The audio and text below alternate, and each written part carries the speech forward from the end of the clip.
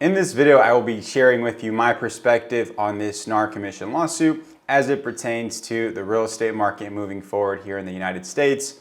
What is up, YouTube? My name is Andres Restrepo and welcome back to my YouTube channel. Let's start from the beginning. How do realtors actually get paid? Well, for those of you that don't know, we earn commissions.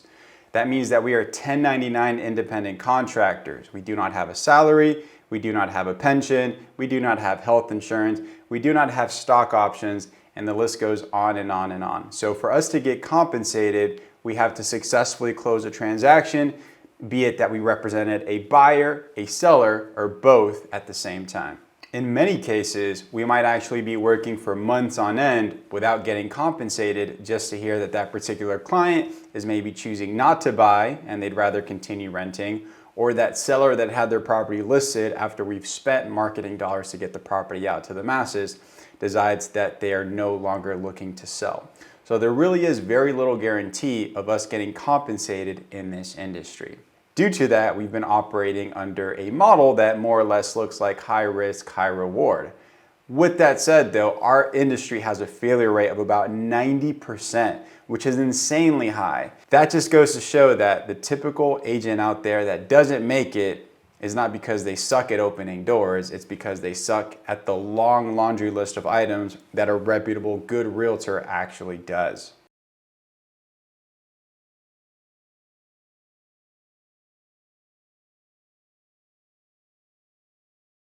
Now, this lawsuit came to be because a group of home sellers in the state of Missouri got together with some attorneys. They felt that they had been wronged and that they were grossly overcharged for commissions. Folks, commissions have always been negotiable, and that's actually part of our contracts. As a matter of fact, the discount broker model or the flat fee broker model has existed for decades. If you don't believe me, just have a look at Redfin. Redfin will list your property for 1% while offering the buy side 2.5% for a gross commission of 3.5%. And even after 2 decades in the business, a company like Redfin has less than 1% market share. Now, if that is not the open market letting you know that they value the reputable full service realtor over the discount model, then I really don't know what is. And in my opinion, this whole lawsuit just came to be as a massive, massive money grab where these lawyers saw a massive opportunity to really get a huge payday.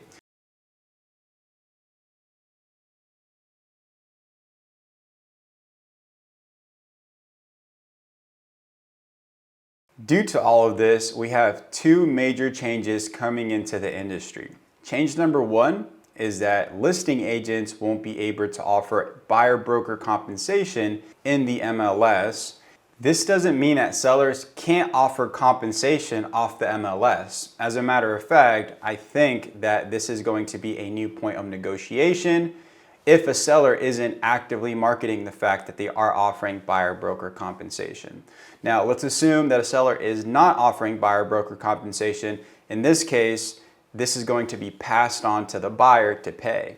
Now, do I feel like that is a practical way of handling a real estate transaction? Not necessarily, because buyers are already stretching to be able to get into properties, and tacking on an extra 2.5% as a closing cost might not work for many folks. This may cause some buyers to want to go directly to the listing agent, which I think is going to be a huge conflict of interest, especially because the listing agent has been initially hired by the seller to represent their best interest and get them the most amount of money.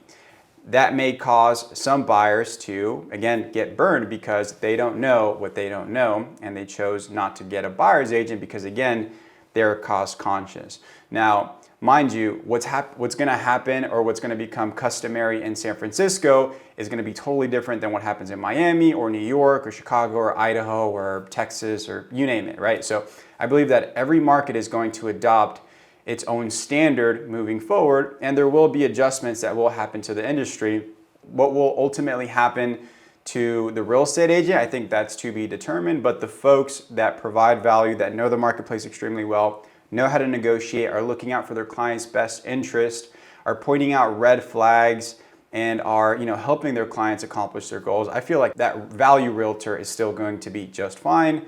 And I believe I actually fall under that camp because that is how we've been operating our business for years at this point.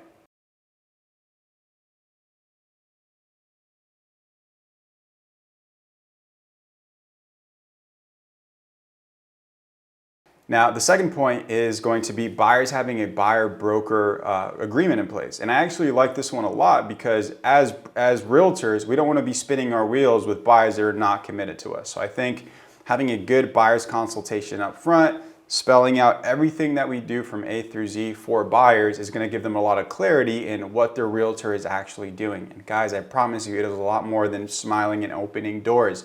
There are a lot of moving pieces when it comes to negotiating a successful real estate transaction, and having a good reputation in your marketplace is going to open up a lot of doors for our buyer clients, especially given that we are always in a tight inventory market. And something that's still to be determined is what's going to happen in multiple offer situations, right? Like, how is this going to impact the compensation model? So we really want to see how this all plays out, but I'll make sure to keep you all posted on what is happening here in our local market in San Francisco. As it stands, the court hasn't approved this quite yet, but if they do, which seems like it's going to be the case, all of these changes will go into effect in July of 2024. So for now, I am still seeing every single, or pretty much 95 to 99% of new listings coming on the market still offering 2.5 buyer broker compensation. And this is post sellers already getting this information where, hey, you don't have to pay. But again, folks recognize that it can be in their best interest to provide that incentive for buyer agents to come and bring their clients through. Because at the end of the day, nobody works for free. And I will look at this model very similar to how I would look somebody, say, posting something on eBay or Facebook Marketplace. And maybe you want that additional exposure, so you might pay for that. And that is essentially what I see moving forward. Now again, sellers won't be able to put this on the MLS, but there will be other avenues that allow listing agents to promote the fact that there is a buyer broker fee being offered.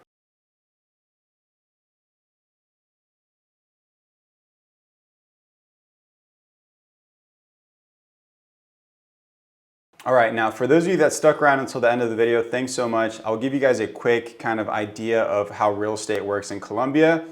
It's a total shit show, pardon my French. The reason I say that is we don't have any MLSs. Everything is an open listing, meaning that there's no exclusive right to sell. So 10 realtors might be selling the same property and they all have 10 different prices, which makes it a total mess. The fact that we don't have an MLS makes it so we don't have like a Zillow syndicating all of this information and openly kind of sharing it out there. So you heavily rely on a realtor, but the deal with realtors in Colombia is that you don't need to be licensed to be a realtor. So any Joe Schmo off the street is going to be able to represent you. What are real estate commissions in Colombia? They're usually 3% paid for by the seller, in which they are split 1.5 and 1.5. When I was in the process of getting property down there, and I own 2 in Colombia right now, again, I'm a Colombian, I speak fluent Spanish, I know the market, I know the dynamic, I know the neighborhoods, so that certainly helped me a lot as I was making as I was transacting down there.